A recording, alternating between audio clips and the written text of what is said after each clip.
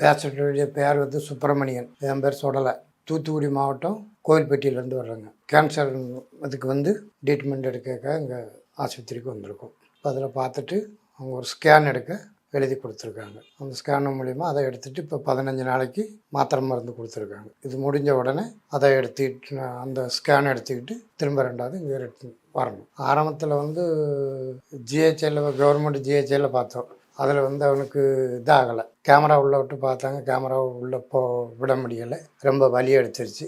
அதனால் அதை வேண்டான்னு சொல்லி நிப்பாட்டாங்க. திரும்ப 2வது அதே இது இந்த சாதா டெஸ்ட் எடுக்கணும் அப்படின்னாங்க.